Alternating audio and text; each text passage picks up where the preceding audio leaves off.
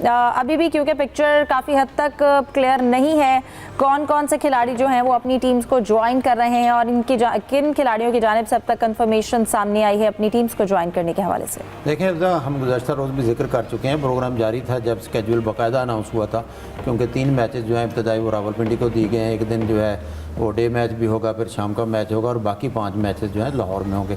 और जैसा आपने ख़ुद कहा है कि अभी तक ये बिल्कुल पिक्चर 100% क्लियर नहीं है कि कौन सा प्लेयर आ रहा है या नहीं आ रहा। अलबत्ते खुशकुन है कि डेविड वार्नर तो कल कह चुके थे मैं जाऊंगा कराची किंग्स की क़यादत करने के लिए, जबकि एलेक्स हेल्स जिन्होंने अपने लेट या ताख़ीर से आने के लिए इस्लामाबाद यूनाइटेड के साथ मुआहदा किया था, आज उन्होंने भी एक ट्वीट किया कि उन्होंने जब PSL स्टार्ट की तो उनकी इब्तदाई टीम इस्लामाबाद यूनाइटेड थी। वो फ़ख्र महसूस करते हैं, खुशी के साथ बता रहे हैं, तो आएँगे और टीम की तरफ से खेलेंगे।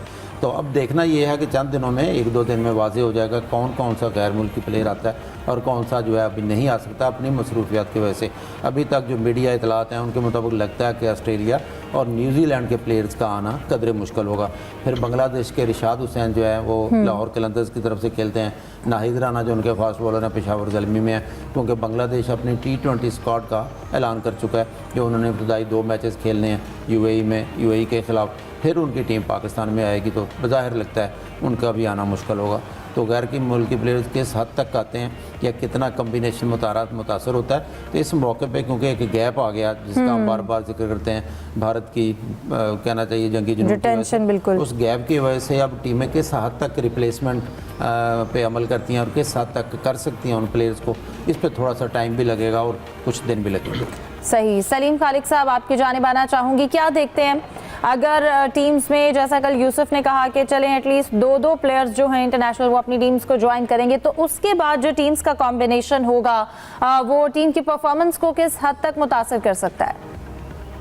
देखिए, डेफिनेटली मुतासर तो करेगा कॉम्बिनेशन, क्योंकि जो प्लेयर्स हैं फॉरन उनकी अच्छी परफॉर्मेंस ये कराची किंग को भी हम देखें तो उनके फॉरन प्लेयर्स की अच्छी परफॉर्मेंस रही। फिर ये लाहौर कलंदर को हम देखें, सिकंदर अच्छा खेल रहे थे, लेकिन सिकंदर का भी जो जिम्बाब्वे की टीम है उसका टेस्ट मैच है इंग्लैंड के खिलाफ, वेस्ट इंडीज से भी एक सीरीज होनी है गालिबन साउथ अफ्रीका। अभी साउथ अफ्रीका का वर्ल्ड टेस्ट चैंपियनशिप का फाइनल भी होना है अगले महीने। हमसे ज्यादा नुकसान इंडिया को हो रहा है, क्योंकि जो साउथ अफ्रीका के नए कोच आए हैं कॉनरेड, उन्होंने साफ साफ कह दिया है कि प्ले ऑफ में प्लेयर्स रिलीज नहीं करेंगे वो IPL के लिए। हमारे यहाँ तो वैसे भी कोई बहुत बड़े इतने नाम नहीं थे, और जो प्लेयर्स आए थे उनमें से भी काफी सारे एब्सेंट हो जाएंगे, जैसे टिम साइफर्ट भी नहीं आएंगे, केन विलियमसन को चांस ही नहीं मिल रहा था खेलने का, वो भी नहीं आएंगे। तो ये तो होगा, प्लेयर्स तो कम होंगे इसमें, और फ्रेंचाइज अपने तौर पर कोशिशें कर रही हैं कि जो रिप्लेसमेंट उनको अच्छी मिल जाए तो उनको लेकर आए, ताकि एक मुकाबले की जो फिजा है वो बरकरार है। लेकिन फर्क पड़ेगा, परफॉर्मेंस पे फर्क पड़ेगा। वैसे भी जब भी गैप आता है तो उसके बाद जब आप दोबारा खेलने जाते हैं तो अगर आप अच्छा खेल रहे होते हैं तो कभी कभी ऐसा होता है आपकी परफॉर्मेंस पीछे चली जाए, कभी आप बहुत खराब खेल रहे होते हैं तो ऐसा होता है कि बहुत अच्छे हो जाए।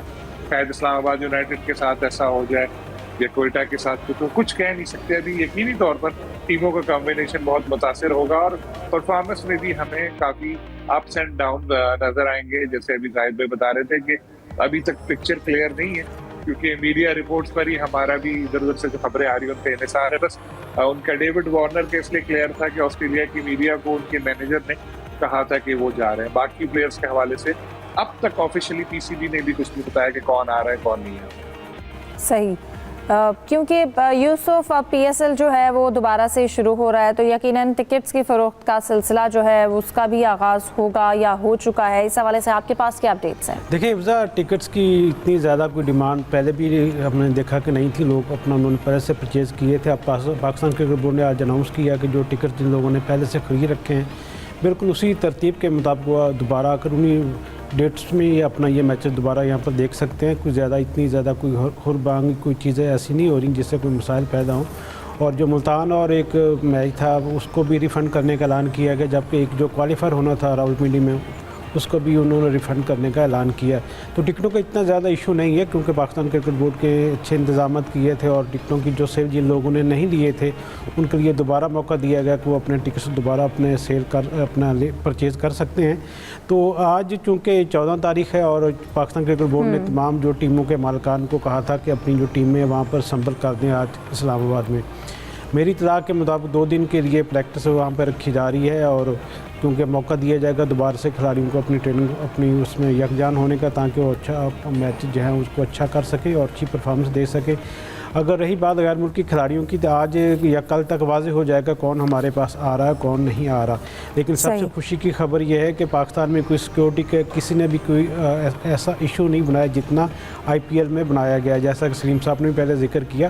क्योंकि अब वहाँ पर आवाज़ें उठना शुरू हो गई हैं इंग्लैंड, ऑस्ट्रेलिया, साउथ अफ्रीका की जानब से कि उनके जो खिलाड़ी हैं वो ये चाहते हैं कि उनकी सिक्योरिटी के हवाले से उनका क्रिकेट बोर्ड है वो भी अपनी यकीन दहानी करवाए उनकी इंडियन गवर्नमेंट से।